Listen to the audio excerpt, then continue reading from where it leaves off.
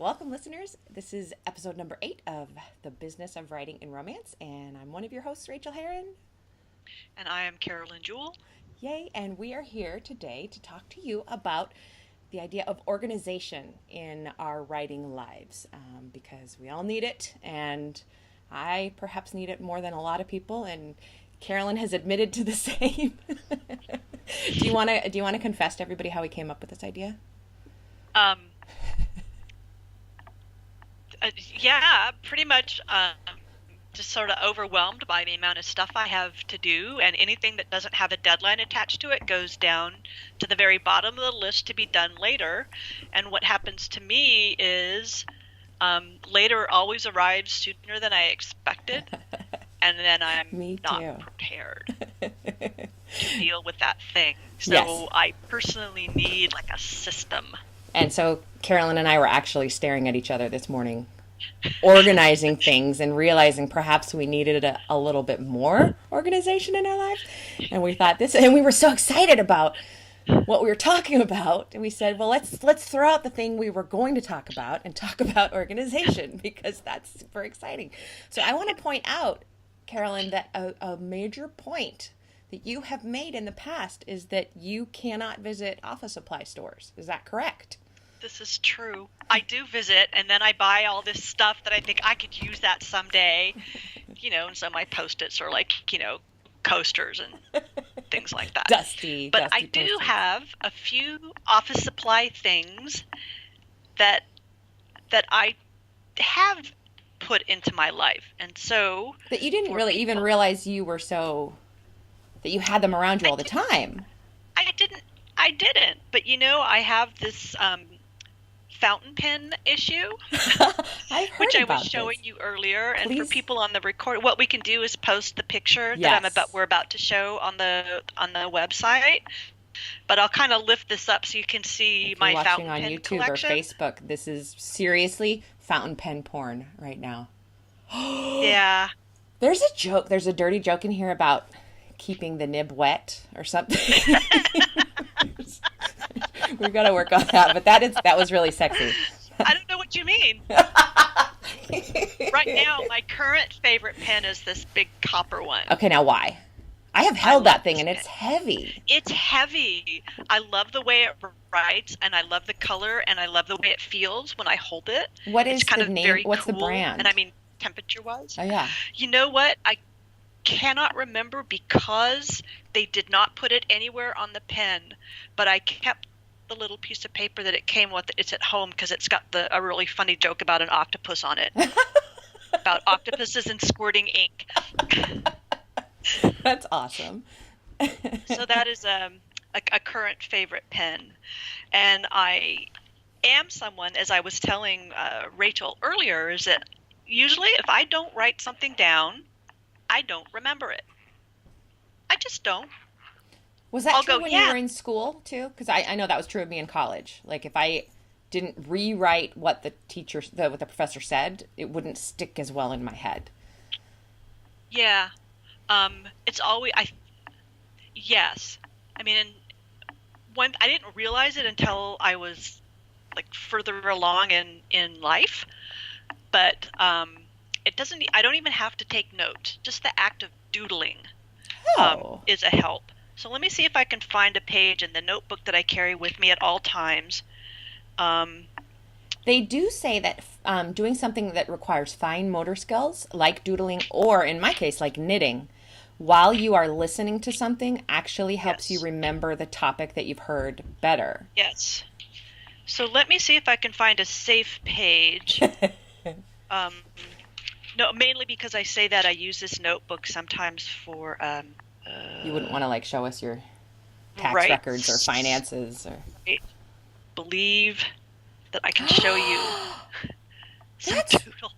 That's not doodle, that's art. You guys, what I'm looking at is like a map of a page filled with really intricate designs. My doodles look like a swirl and a bad tree.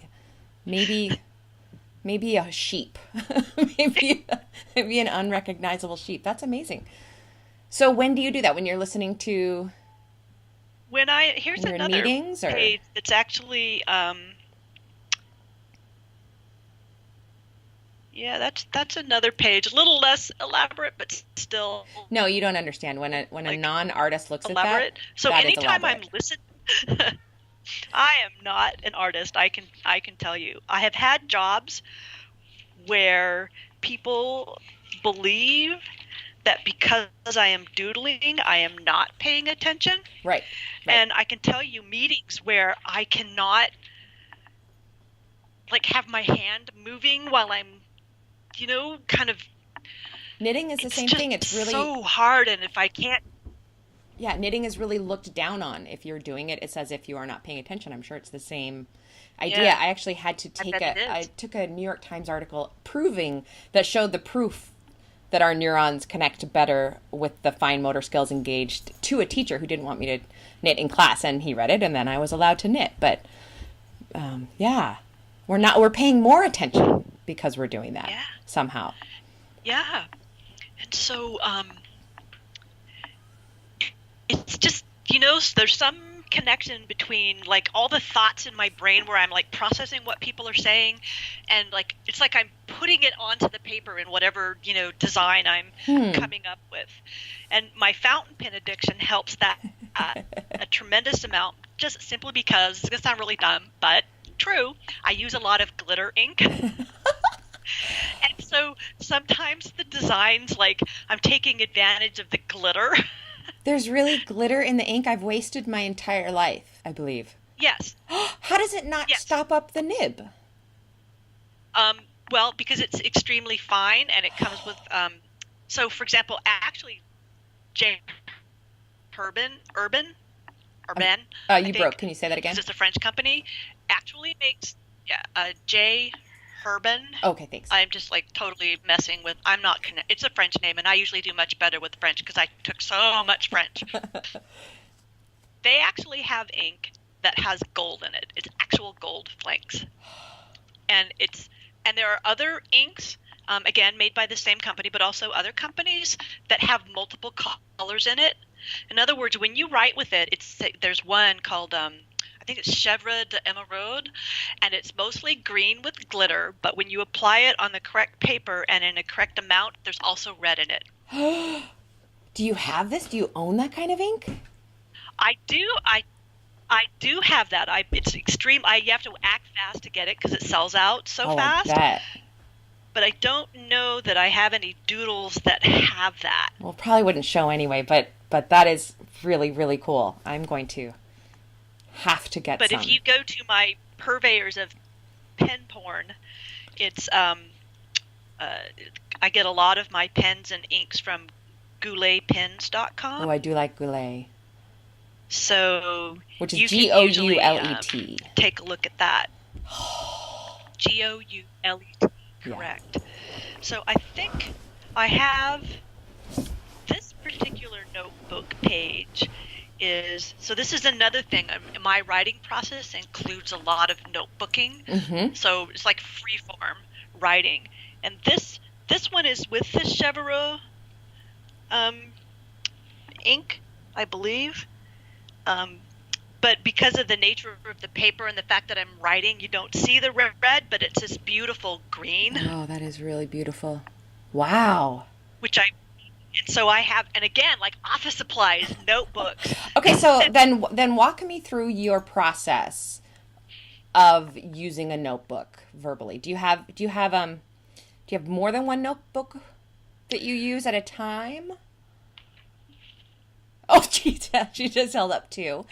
One is big and one is smaller. So seriously, because Yes. this is seriously important to me. So tell me, like, what do you use the smaller one for? Are these moleskins? Oh, look at you have a baby one.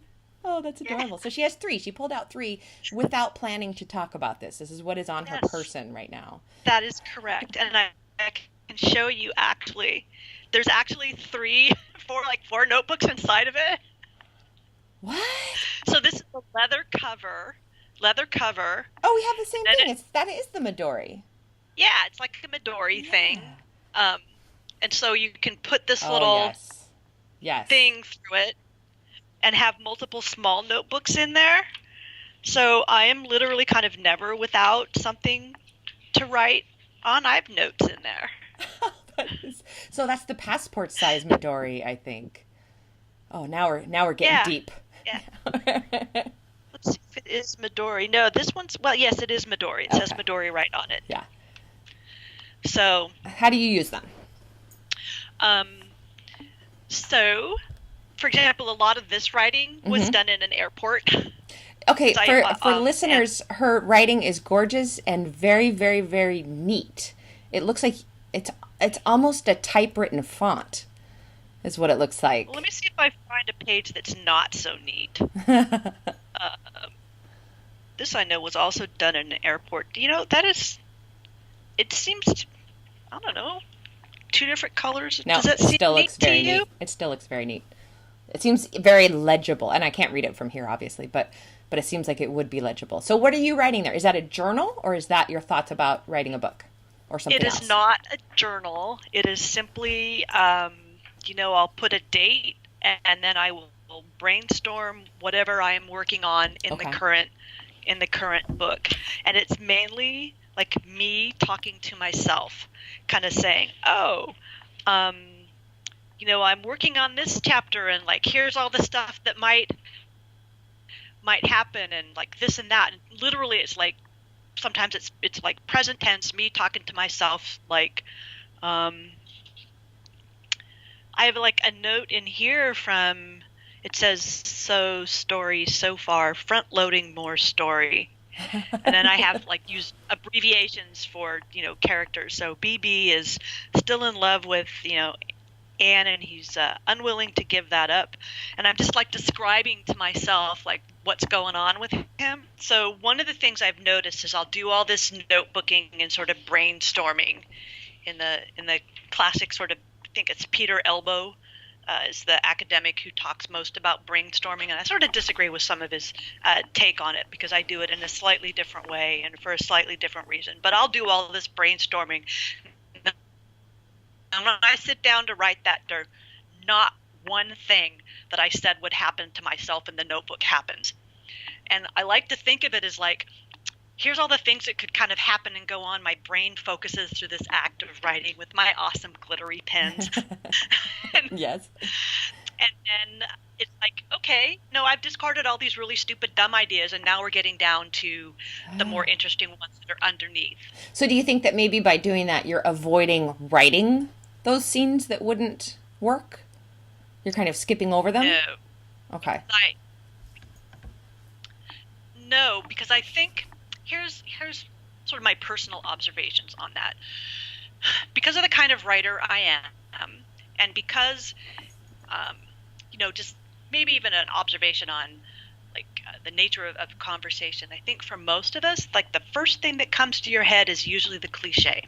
Yes, I agree. That's the easy one. Right. And so how do you dig underneath that to get to something that is not a cliche? The cliche can help you frame it, but once you get like underneath that and are digging down and you're going, boy, here's all these things that could happen. Like your brain has said, okay, so I've sort of done a deep dive into thinking about this issue, and now we're underneath the surface, and then like your conscience in the back of your head is going, no, there's like a better way, a more interesting way to do that. And it Mm-hmm. focuses me because now I don't have to write.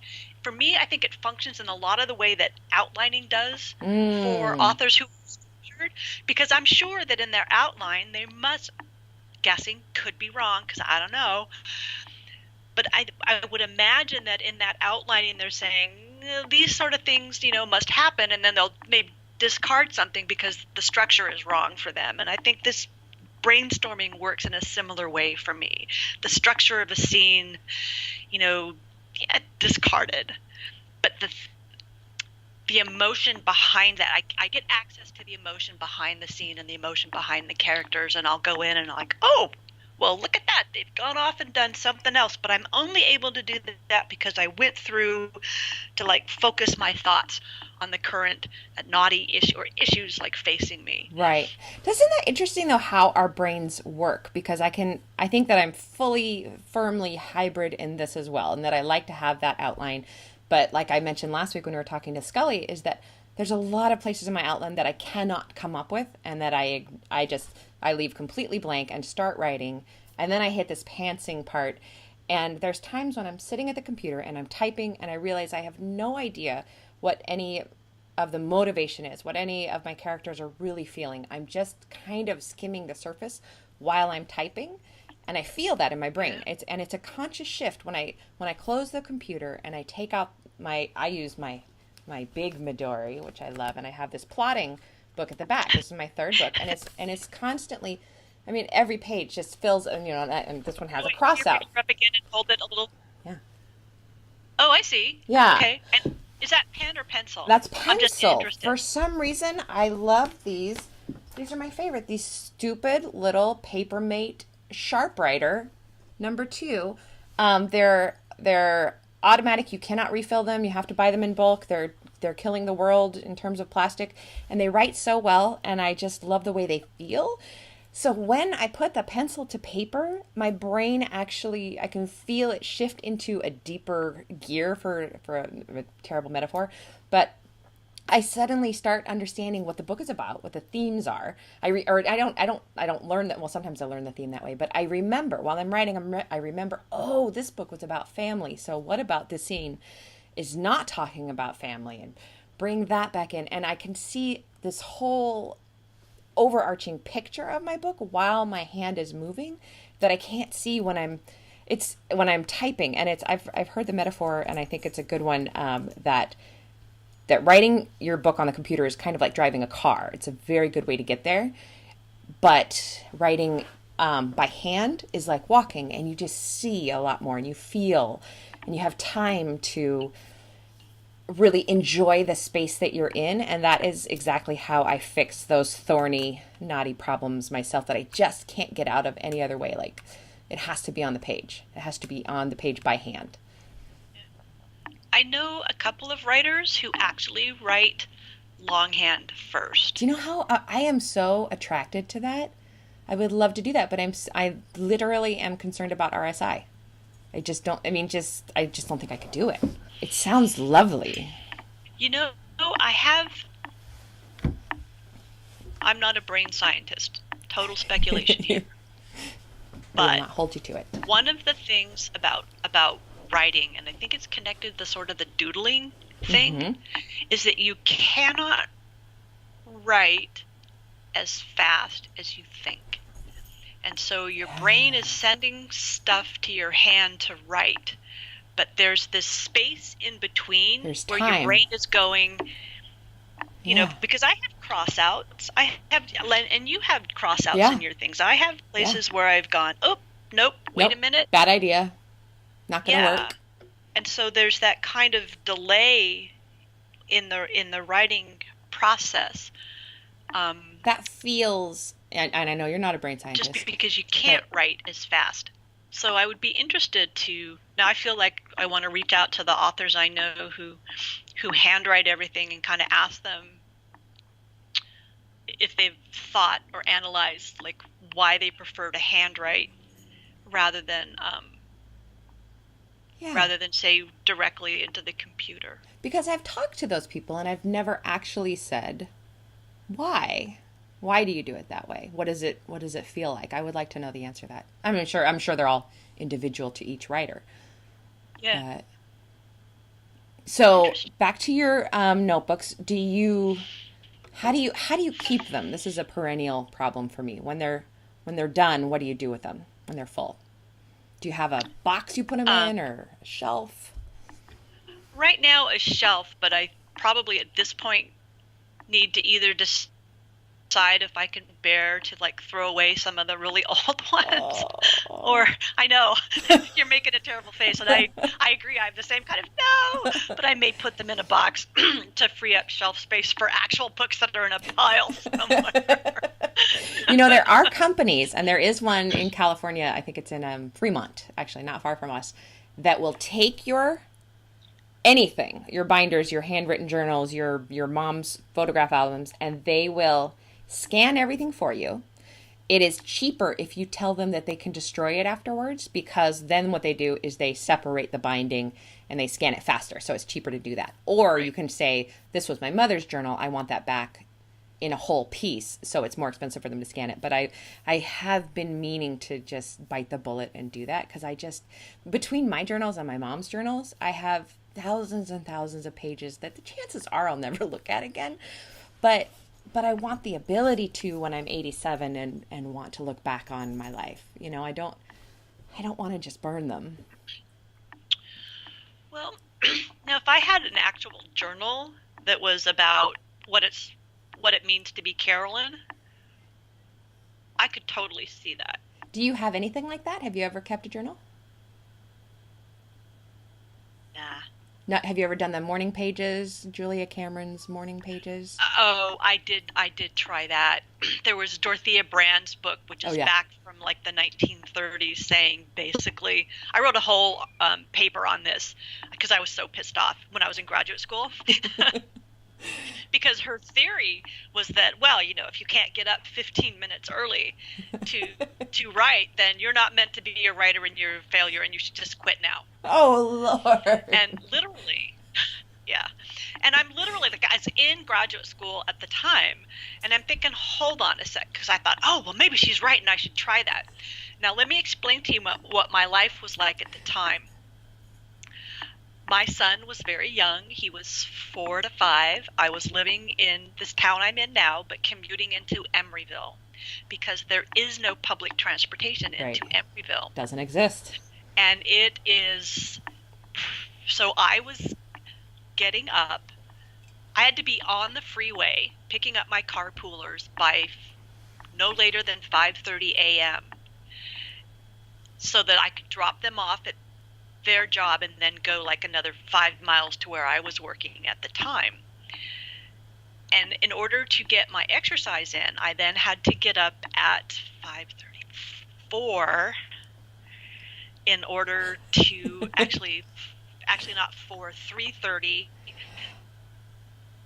in to get in the exercise and take the shower and all of that. And so sometimes like 3:30 a.m. is actually very early.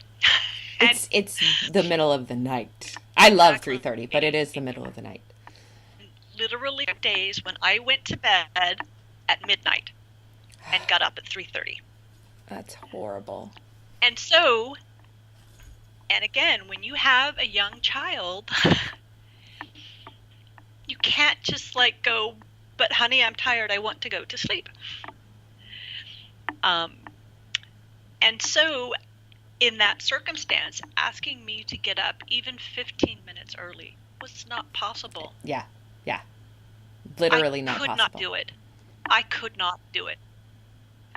And so I read that and I thought, basically, fuck you, Dorothea Brand. You're a woman. How could you not know better? How could you not understand? Like, okay, so I've been a single parent the entire time, so I never had somebody to say, honey, could you go whatever. And at that age, your kids are still transitioning in and out of, needing naps and in and out of regular sleep cycles. So, full-time job, graduate school, all of that stuff. And it was not possible for me to do the morning writing. Right. And my brain actually is not really running on full cylinders. I'm not a morning person, despite the fact that because I always wanted to, my priority for schedule has always been like I wanted to be home, like picking up my son from like either daycare at school and being there in the evening. And for me, that means getting up very early so all that stuff is out of the way and I had time for my son. So I've had this schedule that's not my optimal schedule. My optimal schedule is to stay up probably till 1 or 2 and to sleep till 10 or 11. I don't have that schedule. So maybe the morning writing would work for me if I was waking up at 10 a.m. Well, let me tell you about my morning pages. They were always, and I've found this from other writers I've talked to, the idea behind writers' pages is you come to the page as soon as you wake up with your coffee and you write 3 pages longhand, which I think is an archaic idea, actually, because Julia Cameron was not dealing with people who were used to computers at that time. Her whole idea was to get out of your way and just write freeform and don't think. Just write. And nowadays that's what we do on computers. And I've heard people doing the morning pages on computers, and that makes more sense. But because you're writing on little caffeine and you've just woken up, and I can say there's not much value in their writing wise. There may have been quite a bit of value in my morning. I did it for years and years. In mine, personally, I did identify problems that I kept running up against, relationship problems or family problems that because they came up in my brain every morning, I would have to think about them and work through them. But writing wise, I didn't see much use. And they don't really serve as a journal per se, because they're so boring to go back through. So nowadays I have in the middle of my Midori, the middle journal is beautiful blank paper, and I do have good handwriting when I try, and I have my perfect Namiki fountain pen, which is in my Midori journal, and I am trying to chronicle days that are interesting, and only when I think about it. So I think I've only got 3 entries in there since July, but when something beautiful or wonderful or hard is happening, I try to write, because I do want to be able to look back on that someday. I recently read The Folded Clocks, and I can't remember the author's name, but it's called The Folded Clocks, and it's just her journal entries, and she really basically looked at scenes in her life and expanded them into these perfect little moments. They're not connected. This is me writing it down so I'll remember. Yay! The Folded Clock. The Folded Clock, yeah. And it was absolutely just a treat to read her going to a dinner party, or, it's contemporary, or her taking the train or driving her car. And the way she reflects on the moments in her life were so inspiring. And I thought, well, boy, I should try to write those little moments. And someday I'll have this collection of beautiful, beautiful things to look back on. And I haven't managed to do any of that yet. Apparently I don't write that way, but I would like to write that way. And people who are interested in that, I can see definitely getting a lot out of that book. Plus, it's just beautifully written. Okay. I did have to wonder how much editing she did. She goes back to her journal and pulls this out. And then did she make it beautiful then? Or did she make it lyrical back when she wrote it? I don't know. I want to believe that she had to work at it. But I do too. We're working writers. We know that you have to work at it. Yeah. So I don't know if you held up your Midori thing. When you should hold that up now, so Yes. that we can have some screenshots for people who aren't watching on the Yes. So the Google. on the video, if you're watching that, you'll be able to see this is a Midori. I have a little pencil clip holder here. This is a leather journal. I got it for my birthday, and it has transformed my life. If you can see on the edges, I have 3 books strapped in here, like your little passport one. So I use, this first book is for my bullet journal. It's graph paper, and it's always full of many things to do. In pencil. In pencil. I just love my pencil. Wait, do you have hold that page up again? Do you have little I have check little boxes markers. that you're checking off? Yes, let's not show you my because finance it's a bullet page. journal. That's the bullet right. journal, yeah. Here's my month. That's all the things that were happening. But then on the side is the little boxes that I write in, because it's graph paper. And then Midoris can have pockets and hold things like stickers. I believe in stickers. Here's part of my journal. Nice handwriting.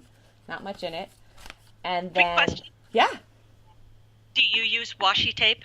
I don't. I'm not washi tape affiliated yet. Do you use it? I have it because it's an apply and I wanted to try it. It's where I've drawn my line. Washi tape is a line I will not cross, because I feel like once I cross it, I will buy all the washi tape there is at all. But then I saw somebody recently putting washi tape on the edge of a page, just folding it around. Oh my God, that's brilliant. Isn't that brilliant? I So then you want to could do that. find that page. That page that you always go back to. I have this, here, I'll actually show it to you. So here's my plotting journal, and what I do is I go back and read through it and make these double lines at things where I need to come back to. All of this other stuff is probably crap, and it was just getting there. But what I always have in all of my books is my percentage mark of how I try. I don't have it in this book, but usually I try to write it out, like what happens at the 25% mark, the 50% mark, the pinch points that come between those, and it's always these reminders of things. For a long time, in every journal, I would move ahead some things that felt like magic to me. I had a question for all of my books that I think now I've just internalized, but I would always ask, what is the decision that she can make right now? What terrible consequence will happen because of her decision? And those two questions, to me, kept bringing me back to our characters have to be fully realized in that they're making decisions, even if they're good decisions. We want them to go wrong somehow, so that the books move. And because I was really guilty in my early days of throwing happenings and problems at them instead of making my characters create those problems, which is way more interesting and leads to actual true difficult conflict. Rather than falling off your bike, that's fine, the hero can pick you up. But falling off the bike that she stole and didn't know how to ride, trying to get away from something, is much more interesting. But so I would always transfer those questions into each journal as I got there. I just had a page of writing stuff that I'd always bring in. And I have to say that I think the reason they're not in here, my questions, is one, I've internalized them, and two, I went looking for when I got this, I went looking for my second to last Moleskine where I knew the questions were in there. And I have a shelf behind me that's full of all my journals. And then I couldn't find the journal. I couldn't find the most recent journal. And then I realized just the other day that I have this, if I'm going to tilt my camera, if you're watching on screen, I have this roll top desk that I love. And I realized that, oh, look at my Butterfinger cups. I realized I'd hidden them in this place. I'd put my journals in the secret, which is not a secret anymore, secret door, and I couldn't find them. So that's not a good idea. Don't hide your journals from you in the secret place. You won't find them in time. But speaking of office accessories, this desk is my dream. I have a drawer for gum. I have a drawer for pencils. I have a drawer for Sharpies.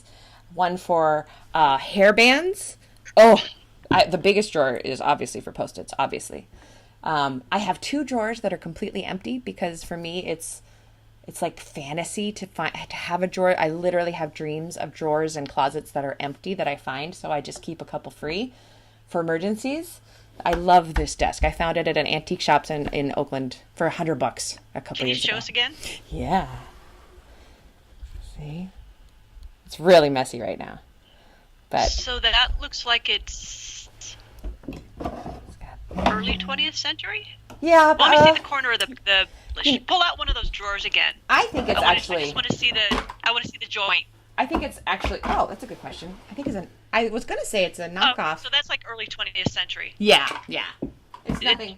It's a 20th century desk. It's nothing too special. It's real wood. Pretty, it's not it's not pressed wood or anything like that. But no. and it's a bitch to get in here. It took like 4 men, and it's never ever moving. But it's the wrong height for me. Everything is wrong about it, and it's this beast that I love. I ride this desk to completed books. No, it looks great. I have a desk that's in storage, which I hope to be able to get out of storage at one point, which is actually the first antique I ever bought. And they wouldn't actually, I didn't have very much money, and the lady wouldn't let me take it out of the store, so they moved it into the back, and I paid like $100 a month for like a year. Oh. And you have to move that into your house. Do you just not have able, but it's. Do you just not have room for it right now? There's not room for it. Yeah. Not right now. But it's a English desk, and I know that because I found an English electric bill in it when I got it home to my house in Berkeley. But it's from the 1780s. It is a gorgeous. Well, it's actually it wouldn't say to me it's a gorgeous piece of furniture, but it's more of a lower. It's not a super fancy desk, but it has lots of drawers and some cubby holes. It's not as big as yours. Yeah. But I miss, some of those little drawers and cubby holes, and I would I love 'Cause the there was cubbies. I should say that there was a period when I had a job, years and years ago, where there was literally nothing to do. Nothing, I've had that nothing job. to do. We were actually only on staff for the periods of 48 hours when there was something to do. So my office mate and I, once we bowed down to this, really there was nothing to do. It was a job in San Francisco. We would either, like in the afternoons, go to the movies or go to Jackson Square and go antique shopping because I love antiques. That's awesome. And so I actually got really good at recognizing and like assessing a piece of antique furniture, and partly Ah. because I was writing historicals at that time, and so it's like there's so many great antiques in San Francisco, especially at that time because it was right before everybody with way more money Right. than me, because I hardly had any money. Most people had way more money than me, were snapping up on, so I was really lucky to Well, and at get the same time, the desk that I did get. there were a lot of San Francisco residents who were aging out and dying and leaving that Yes. furniture behind in San Francisco. Yeah. So that must have been awesome. I know nothing of furniture. So I can barely tell real furniture from IKEA furniture. I'm not good at it. But I do. This, if there was, if the big one hits and I'm under this, come find me because I could live for days. You already seen, I got candy, I got water. I can make it. Okay, so let's go back to oh, organization. it's Yeah. What were you going to say? yes. Well, your desk helps you keep organized. It is, and I would love if listeners would come to the website, the Business of Writing and Romance, and leave us comments about where you write and what you write on and what you write with, and keeping track of your writing life and calendaring. Carolyn, what kind of calendar system do you use? I'm curious. So I keep most of my calendar right now in a Google Calendar. Yeah, me too. I do have it synced to iCal, which is the Apple calendar. I have yet to find the perfect calendaring system, and so far, Google Calendar has come the closest. It has a couple things I super hate. I don't understand what they were thinking when they made all those stupid time zone things, because that like, doesn't work the way any normal person would ever work. It has actually screwed me up a couple times. Yeah. Yeah, it's a completely technology-driven decision that does the exact opposite of what people need. Yeah.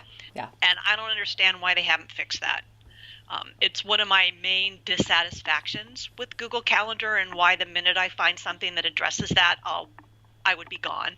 Yeah. Because Google has certainly proven that it has no issues with shutting down Oh, they shut down my reader. free services. The Google Reader was the best thing ever, and it's gone. Yeah. I know. To me, that was such a serious misstep. It really was. It tells me that they did not understand like the nature of the people who were using it. And to be honest, it was really I think like the core Google users. And when they shut that down, it said to everybody, it's like, why should you ever invest any of your important life into an application you cannot control? So to me, I also worry about Gmail, and I worry about Google Calendar, and I worry about Google Voice, because I do have a Google Voice number. I do not. So what I do is I use that number a lot, and I have it routed back to my cell phone number. And I know that what Google wants you to do is to actually have your cell number pointed so it works the other way. And I will never do that. Yeah, that's never. Smart. Yeah. Because if they shut that down, I'm fucking screwed. Yeah. Yeah. And I actually think they probably will. Yeah. So sorry, segue there. So some of the calendar applications that I have looked at are Fantastical. I've tried that. It looks super pretty, but it never notifies me of anything. I have to be notified. I have to be notified in 3 different ways. I get an email 2 days before an event, I get an email 1 day before an event, and I get a compilation email from Google Calendar at 5 a.m. on the day of, so that if I've missed either of the first 2, on that day I will realize, oh, it's actually Saturday and I'm recording with Carolyn, because otherwise I will forget. Yeah. Yes. And the other one is, it's on my phone. Oh, it's an iWatch compatible one, Hmm. and it's super pretty. Oh, the other thing, remind me, Wunderlist is another thing I've been using. Okay. Time page. So it looks like it's like August. So like there's kind of how it looks. Oh, you can't really see it on the phone because it's anyway. It's super pretty. But also same thing. I cannot get it to give me the reminders that I need. And one thing that Google Calendar used to do, which it no longer does, which is text you a reminder. It doesn't do that anymore? It is not useful. No, they shut off that. I turned that off a while ago, so I didn't know that. I relied on it because it meant that I would get a text on my phone. So when I had an event or a place to be that included an address or anything, all that information was right there in that text. And it was just a lifesaver. And I just... Why would they turn that off? It had to be a money thing. Probably, because, SSMS, so this text thing is really, it's not free because it comes over a cell service and there is like a cost associated with that. Right. So, I'm still looking for the perfect solution, and despite the fact that I work, in tech, I don't want to have to read somebody's stupidly wrong technical documentation that I can't find the answer I need because I don't know what words to use to find the answer. Right. So to me, it's like if I can't go in and like basically set it up without looking at the instructions very much, it just doesn't happen. So to me, like a calendar thing that doesn't give you a way to give you the reminder in a reminder at all, what's the fucking point? Yeah, so Wunderlist is like this kind of to-do thing, and you can say, oh, here's all this stuff I have to do, and then you can mark it done, and you can suppose it reminders. And for a while, it was giving me reminders, and then it stopped, and I didn't realize until like wait a minute, I have this app, and it hasn't told me. So I just don't have time to investigate why it suddenly stopped giving me all the useful reminders. Because again, the way an app should work is if I have to go to it to tell it to look at what it reminds me. No, actually, that's not what I need it to do. That's a very good point. I think that I've never thought about this before, but the point at which I abandon an app is the point at which I look at it and go, I don't know why it's doing that. And rather than going and reading the README, I'll take it off. I'll delete it. So the thing I like about Google Calendar is that you can set up as many calendars as you want. I have my personal one, which has my gynecologist appointments and on that I put all my writing stuff because my wife doesn't need to be able to see that. I have another one that she can see. I can see hers. I have a tax calendar. I have an exercise calendar, which I never use. I can see my sister's calendar, so we can jive that way. The thing that I hate though about those calendars is that Google has said that if any of your contacts in Google, and all my contacts are in Gmail, if they have entered their birthday, which is weird, number one, but if they've entered their birthday, then they land on the birthday calendar on your G calendar, which you can't turn off. I have to see the tattoo artist that gave me a tattoo like 4 tattoos ago. I see her birthday every year and I can't turn it off, and it drives me crazy. No, there is a way. So I had that problem too. And I made it stop because it was driving me fucking crazy. And it wasn't just the birthday calendar. It was other stupid stuff. Like contacts, like that's one of the reasons I almost never use Gmail. I have almost zero contacts in Gmail because of that issue. It'll mess up your calendar. But I'll think about it and let you know if I remember how I made it stop. If I know that you can do it, I'll figure it out. Super annoying. Oh, so annoying. But it is handy to have everything in one place and to be able to share it. Yeah, but I need every reminder that I can get. There was one time where I failed to pick up a really good friend to go to an important thing. And yeah, and it's just one of those people. It's one, you know how you have those friends in your life who you could do that to and it's not a big deal. This friend is not like that. She's really, really important. And it's important to me that I honor her as who she is. And I felt terrible. And ever since that day, I have set up multiple reminders of everything, because I don't think I knew how bad my memory is. It's always been bad and it's just getting worse. So, but I am good at systems and making systems. And I think that maybe as writers, we're good at making those systems for the way our brains work. Yeah. What other systems do you have in place? Do you have anything else? Favorite tools? Well, let me just let me look through my phone, because there's a few apps, and again, like, I haven't finished my coffee yet. We should probably think about wrapping it up too.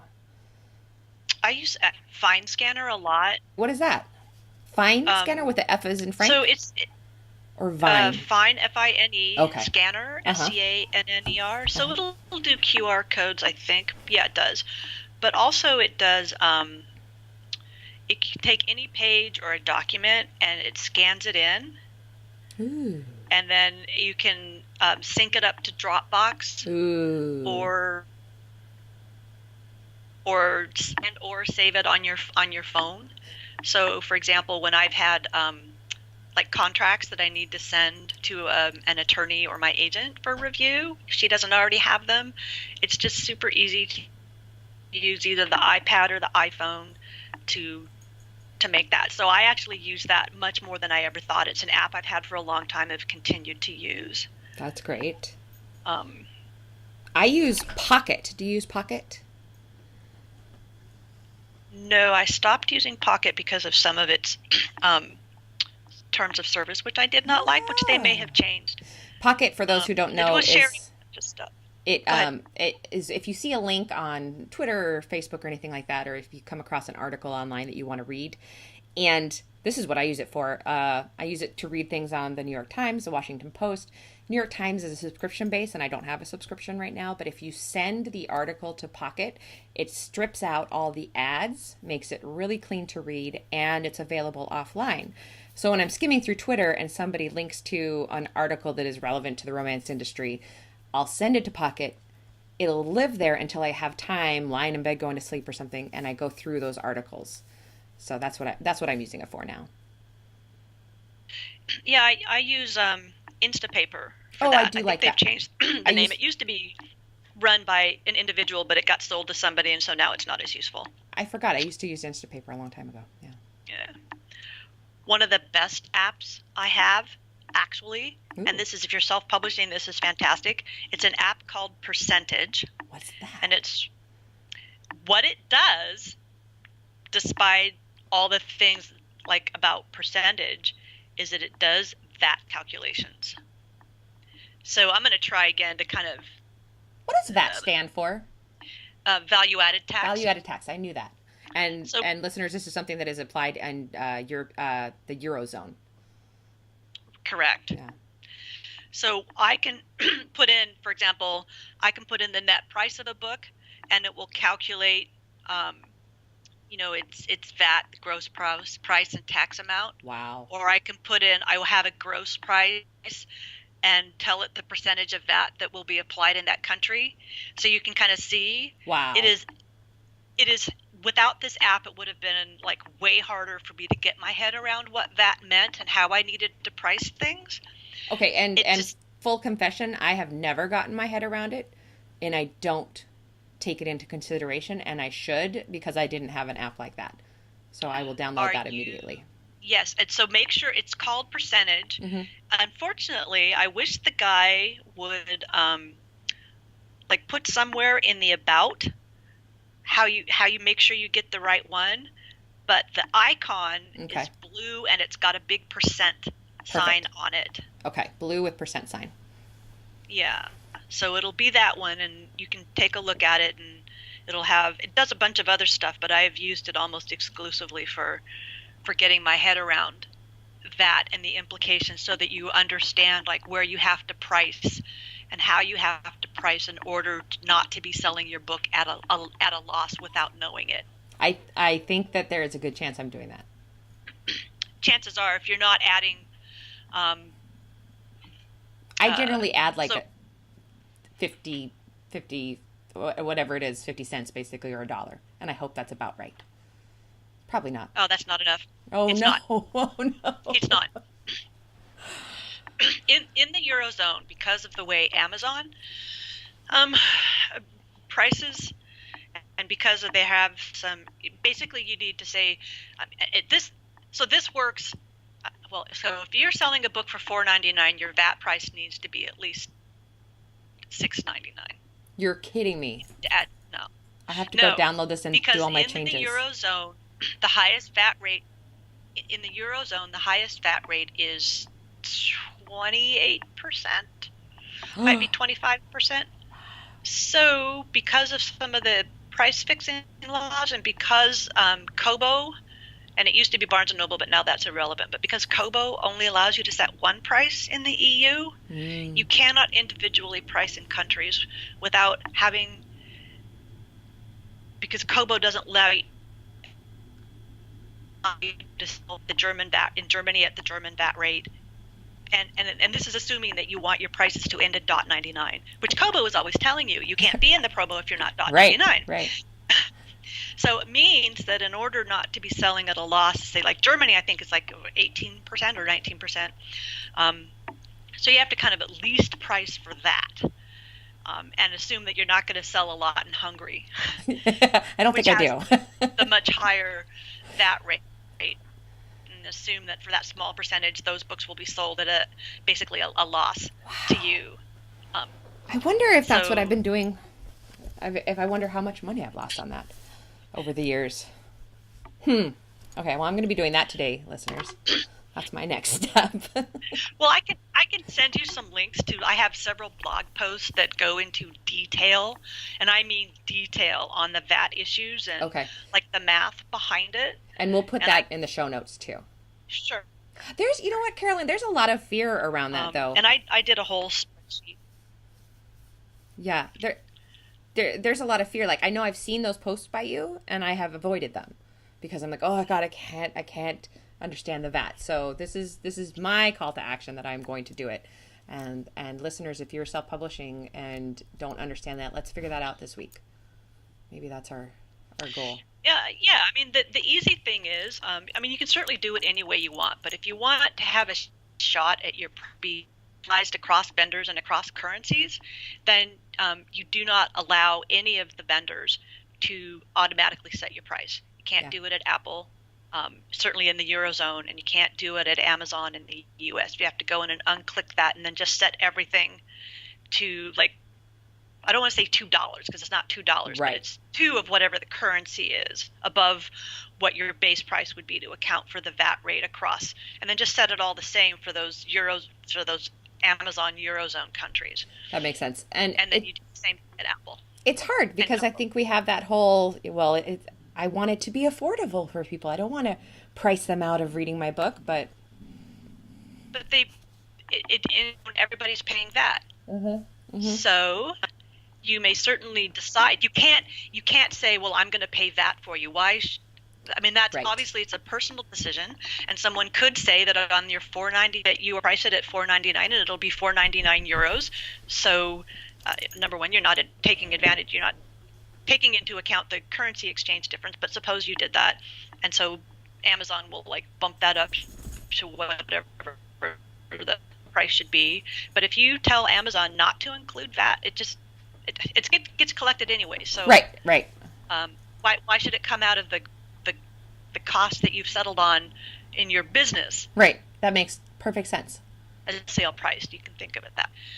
Just that in the U.S. with our, we do sales tax, which is different. So people are just used to, here's the base price, and all U.S. consumers tend to know that they go to the register and they'll pay a little bit more. That's not how it works in the Eurozone. Japan also has VAT, by the way, so you need to account for VAT in Japan. I didn't know that. Also, I didn't know that. Thank you. Yeah. Maybe I'd read that and also tried to forget it because sometimes money things Actually, scare at a me. fairly high rate, so you need to bump it up by. Wow. Yeah. Okay, yes, we will link to those blog posts. That will be great. I And I will say, actually, one more thing about VAT is that it looks like finally discussing VAT, the higher VAT rates from ebooks. It's under discussion by the European Union now, and there's a really great newsletter called Avalara, AVALRA. That's the name of the company, and they have a great letter on VAT-related issues. So okay. I would like. It's a great newsletter. It's a great site, and it has lots of wonderful information. And that's they had recently had an article about the possibility that the Eurozone will be dealing with this ridiculous ebooks are not like books. Right. It's completely stupid. It's been crazy since the start. Yeah. And I don't even know what Brexit's going to do to I know. UK prices.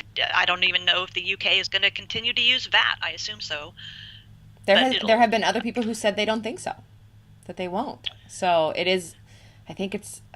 I just feel bad for. I just feel bad for them. They've got so much stuff to untangle now. It's just they've got years and years of a tangled mess, and yeah, that's hard. It's also hard because I sell a lot of books in the UK, and this is this is hurting my income. Yeah, well, so that's a good problem for the short term. No change. Yes. In the coming 3 to 5 years, it could well be a mess. Yeah. And I think it will be a mess. Yeah. Oh my God. All right. Well, I am out of organizational ideas. How about you? Me too. Sorry, I got us off on that somehow because we were looking at apps, and that's like an app I use a lot. I think that's absolutely important, and that really is my goal this week. Is I'm going to promise you, I'm going to not be scared of it and figure it out and make sure that I'm not giving my books away for under paying people to read them in the European zone. So that's good. I will report back to you on that. Okay. Okay. I'm making a little note. Please do. Hold me to it. And now you will hold me to it because you wrote it down. On that.